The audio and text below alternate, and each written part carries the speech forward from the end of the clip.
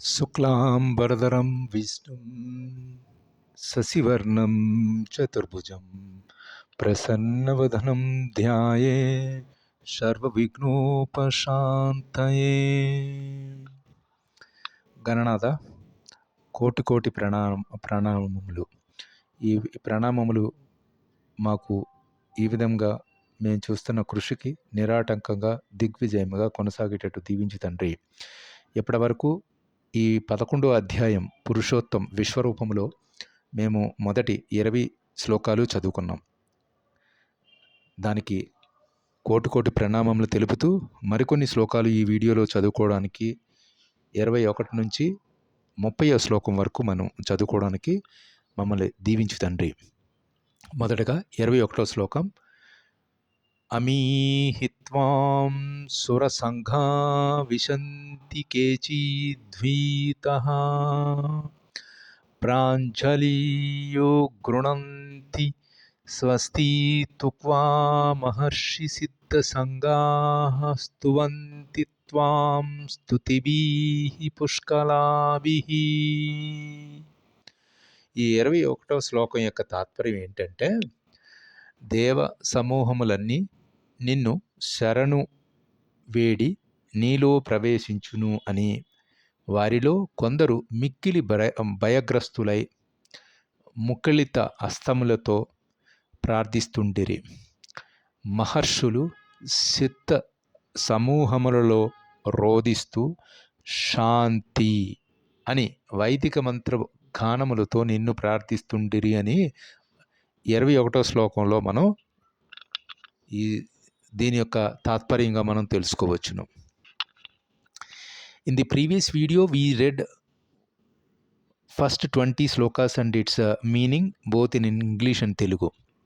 In this video, chapter 11, we are continuing with the tone shifting from awe to intense fear. Arjuna witness a terrifying version of the future. The great warriors of the Kurukshetra war are being drawn into Krishna's many flaming mouths, symbolizing inevitable destruction of time, Kala. With this, we are going to read 21 to 30 slokas of the chapter 11. Let us know that the meaning of the sloka 21, then we will proceed. The meaning: groups of celestial beings are entering you, some out of the fear, and praise you with folded hands. Multitudes of the Maharshis and the Siddhas cry out, peace, and extol with your magnificent hymns. This was the meaning of the 21. తదుపరి మనం చదువుకోబోతున్న శ్లోకం 22వ శ్లోకం. 22వ శ్లోకం ముందుగా శ్లోకం. రుద్రాదిత్య వసవో యే చ సాధ్యా విశ్వే అశ్వినౌ మరుతోశ్చస్మాపాసశ్చాం గంధర్వయక్షాసుర సిద్ధసంగా వీక్షంతే త్వాం విస్మితాశ్చైవ సర్వే. ఈ శ్లోకం యొక్క తాత్పర్యం మనం 22గా ఇలా చదువుకోవచ్చు. పరమశివుని పలు రూపములు ఆదిత్యులు, వసువులు, సాధ్యులు, విశ్వదేవతలు, అశ్వనీ కుమారులు,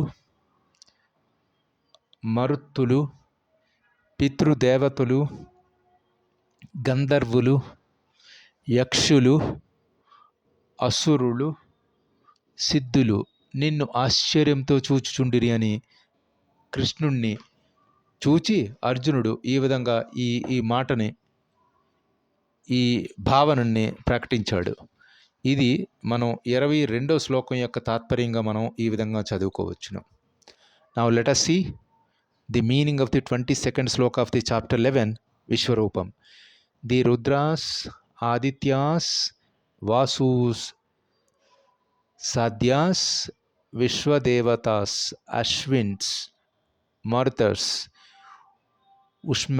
ఉష్మాపస్, గంధర్వాస్, yakshas, asuras, and siddhas. All these are like, gazing at you in utter amazement. This was the meaning of the sloka 22 of the chapter 11 Bhagavad Gita. Let us move to the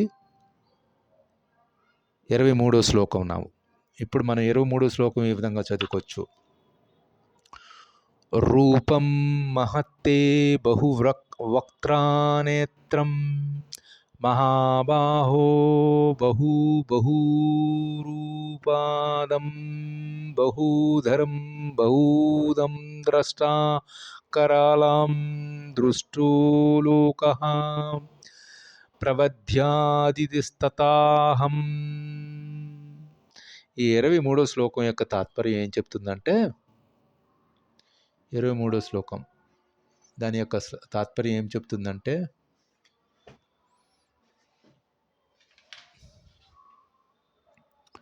ఓ మహాబాహో, పెక్కు ముఖములతోనూ నేత్రములతోనూ బాహువులతోనూ ఉరువులతోనూ పాదములతోనూ ఉదరములతోనూ భయంకరమైన దంతములతోనూ కూడిన నీ మహత్తు రూపమును చూచి దేవతలతో సహా సమస్త లోకము కలత చెందుచుండెను. వారికి వలనే నేను కూడా కలత చెందుచుంటిని అని అర్జునుడు వివరంగా విపులంగా లోక భీకర భయభ్రాంతులన్నీ ఈ శ్లోకం ద్వారా మనం అర్జునుడు వ్యక్తపరిచిన విషయాన్ని మనం తెలుసుకోవచ్చును. The 23 sloka of the chapter 11 implies that beholding of your colossal form with many mouths, eyes, arms, thighs, things, feet, bellies, and many fearsome teeth, the worlds are terrified. So am I, O mighty armed one. This was the inner feeling of the Arjuna conveyed to Lord Krishna. తదుపరి మనం 24వ శ్లోకం ఈ విధంగా చదువుకోవచ్చు. నభః సృశం దీప్తమనేకవర్ణం వ్యాత్యాననం దీప్త విశాలనేత్రం దృశ్యాహితాత్వం ప్రవద్దితాంతరాత్మా ధృతిం న వింతామి సమం చ విష్ణో. 24వ శ్లోకం యొక్క తాత్పర్యం దానికి కొనసాగింపుగానే మనం ఈ విధంగా చదువుకోవచ్చు. సర్వవ్యాపకుడైన ఓ విష్ణు, ఆకాశమున తాకు పెక్కు ప్రకాశమాన వర్ణములతో కూడిన నిన్నును, తెరవబడిన నీ నోళ్లను, తేజోవంతమైన నీ విశాల నేత్రములను చూచి నా మనస్సు భీతిచే కలత చెందెను అని అర్జునుడు కృష్ణుడితో చెప్పాడు. నేను ఇక ఏమాత్రము మనోస్థిరము గాని సమత్వము గాని నిలుపుకొన లేకపోయి ఉంటిని అని 24వ శ్లోకంలో అర్జునుడు తన భావాన్ని వ్యక్తపరిచాడు. The 24th sloka which conveys that seeing you touching the sky, glowing with many colors, with mouths wide open and large fiery eyes, my heart is trembling with fear.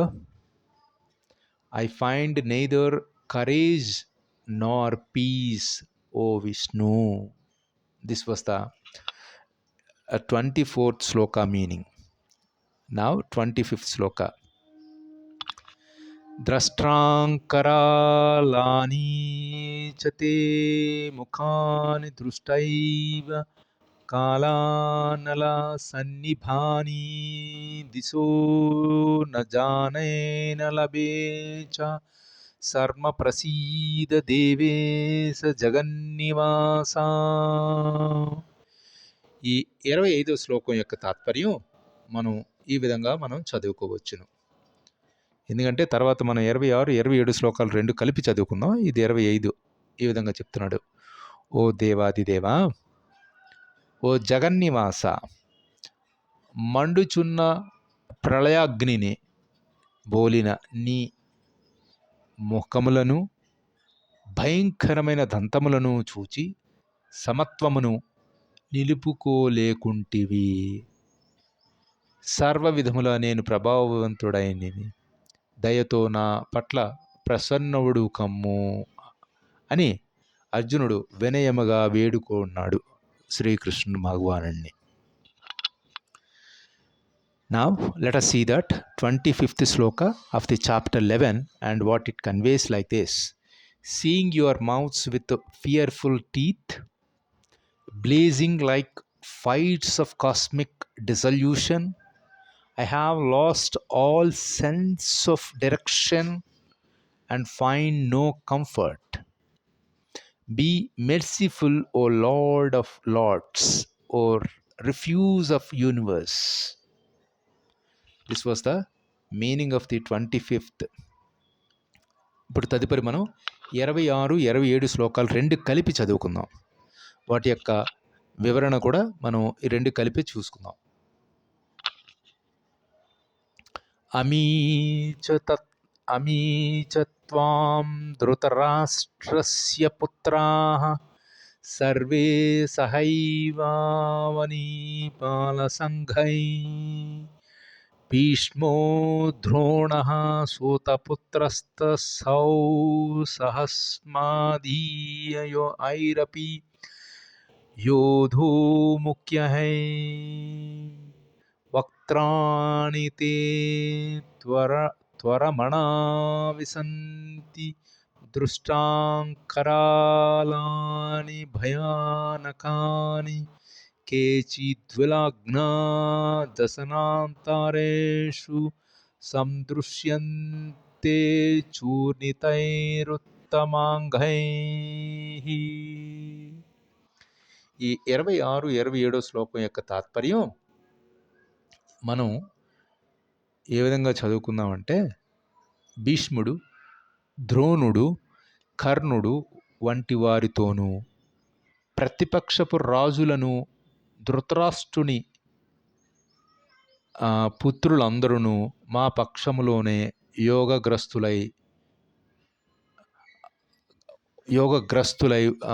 యోగగ్రన్యులై ఉన్నారని, అదేవిధంగా నీ భయంకరమైన